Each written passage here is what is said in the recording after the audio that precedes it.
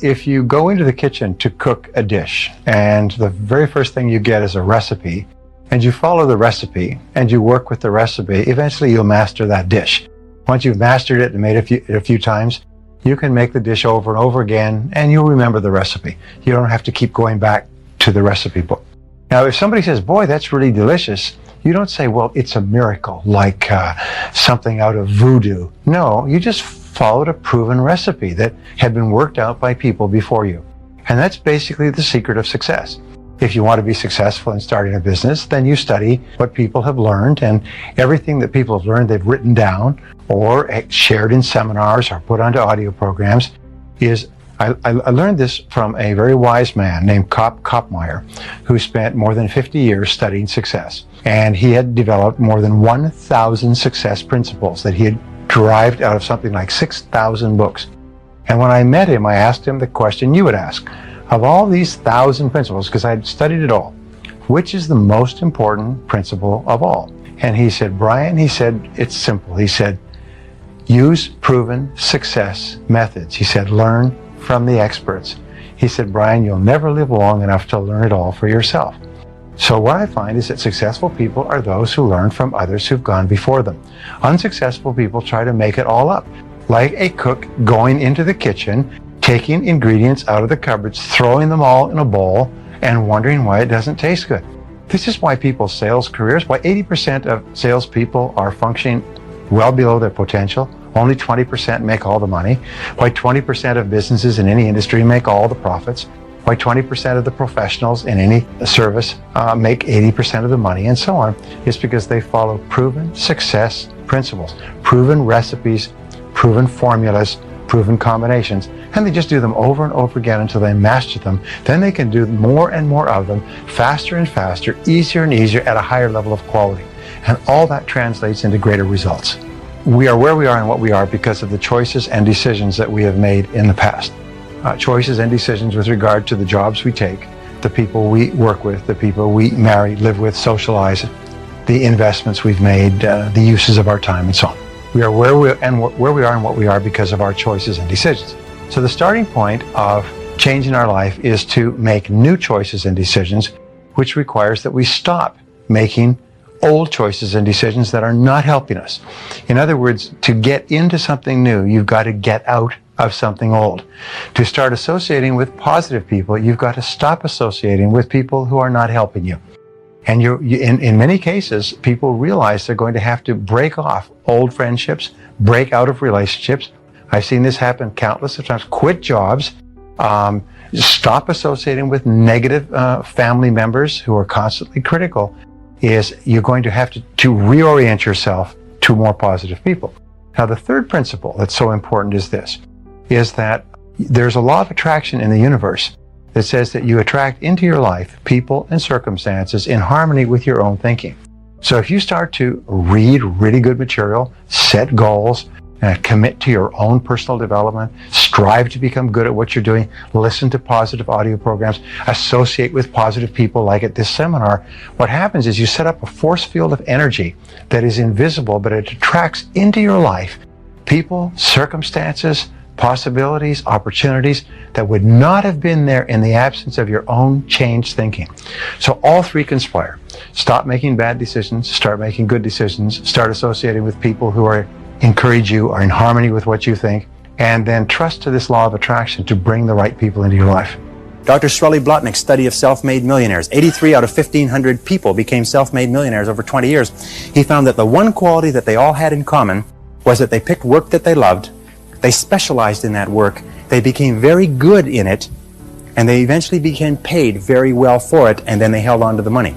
I throw that last one in because I know a lot of you can relate to that. They held on to the money. They didn't gamble or speculate. They were very conservative with their money. They got paid more and more, and they held on to it. One of them started off cleaning toilets on the night shift for an airline, and today he's the president of the airline and makes $1,950,000 a year. He's been with the airline for 35 years, but it's not difficult to become a millionaire when you're making $1,950,000 a year. Even with taxes, you can still do pretty well. He found that the quality that separated these people from the ones who struggled for 20 years and weren't much further ahead than when they started was that they became totally absorbed in their work, totally committed to their work. They lost themselves in their work, and when they lifted up their head about the age of 43, 44, their accountant told them, by the way, you're worth over $1 million now. Did you know that? Most of them became wealthy without even knowing it.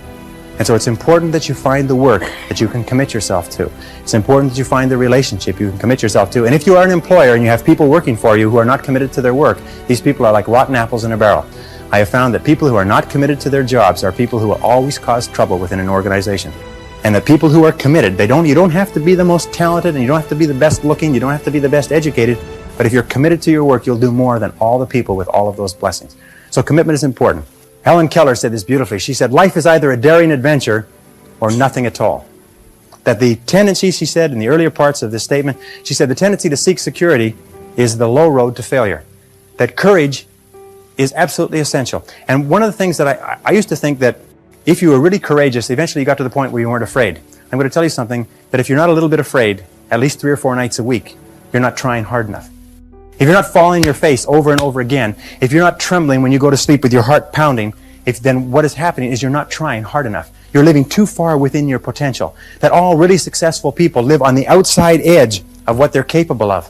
And it's always a little bit scary on the outside edge because we all have feelings of uncertainty. We all have fears. We all have doubts that hold us back. But the brave person is simply the person who moves forward and keeps taking the chance. And you cannot imagine a successful person without courage. You cannot imagine a successful person without the courage to face and confront their fears and to move forward. I remember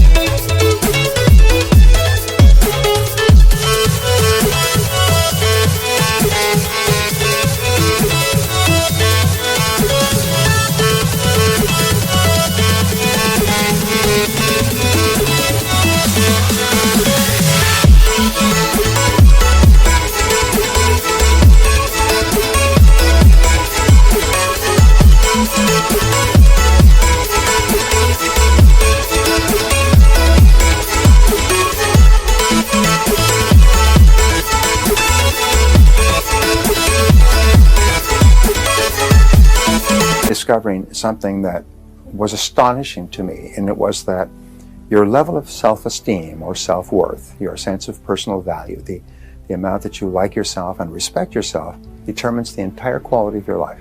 It determines the goals you set and how big they are. It determines how much you believe in yourself, which is how much you persist in your goals. It determines what you learn. It determines how much you like other people, how much they like you back. So the psychology of achievement is based around this concept that the more you do the things that make you feel good about yourself, which is setting goals, working toward them, treating people well, learning, taking good care of yourself, all the positive things that you do, raise your self-esteem, improve your self-image, improve the quality of your relationships with other people, and enable you to have a wonderful life. And that just set me off. I teach a program, it's an advanced coaching and mentoring program to business owners. And I tell them that if you come and work with me for 1 year, I will show you how to double your income and double your time off within 12 months. And then what I do is I front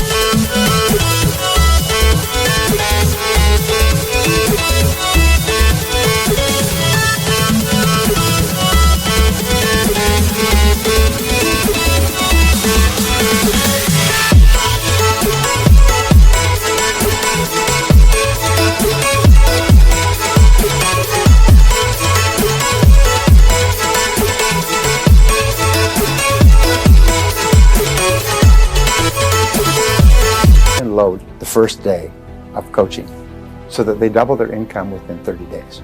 Everybody does it. It's very simple. I hand them out a spiral notebook, like a school notebook, and I say, what I'm going to ask you to do is I'm going to ask you to write down 10 goals that you'd like to accomplish in the next 12 months. Write them in the present tense as though they are already a reality. Not I will earn, but I earn. And then at the end of it, write by and have a due date. I earn this amount by this date. I weigh this number of kilos or pounds by this date. I achieve this goal by this date. Now, when you write it down, you engage in what is called a psychoneuromotor activity, which is a 50-cent word, as we say. It's a big word. But what it means is that you see it when you're writing it, you sub-vocalize when you are speaking, you kinesthetically write it, and by doing the handwriting, you actually program it into the hard drive of your subconscious mind.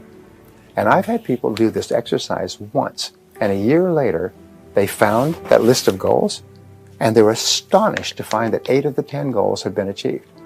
I spoke to a gentleman recently, remarkable story. He said, after he had gone through my seminar, and he heard me say, write down 101 goals that you want to accomplish in your lifetime. Well, he was about 24, he was struggling, he was poor, he had a used car, no money, unmarried, single, so on.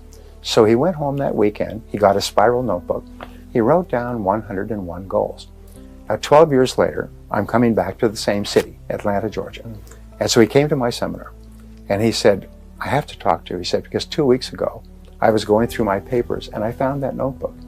And I said, there's that notebook I wrote so many years ago. And he took it out, and he said, I wonder how I did. And so he began looking, and he took out a pen, and he began ticking off the 101 goals. So, yes, I achieved that, and I achieved that, and I achieved that. He said, Brian, and he started to cry. He started to shake. He said, Brian, I had achieved all 101 goals in 12 years. One of my goals was to marry a beautiful woman, which I did. To have children, which I do. To start my own business, which I did. To become a millionaire, which I am today. To own a new Mercedes, which I have. To put my children in private schools, which I did. To travel around the world, to learn a language, to sing a song, to learn to speak. He said, it was unbelievable. He said, not 100.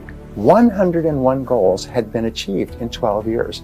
He said, and it was overwhelming to him. He could not believe it because I had told him, if you write them down, it's like programming them into your subconscious mind, where they then begin to work 24 hours a day while you're doing other things.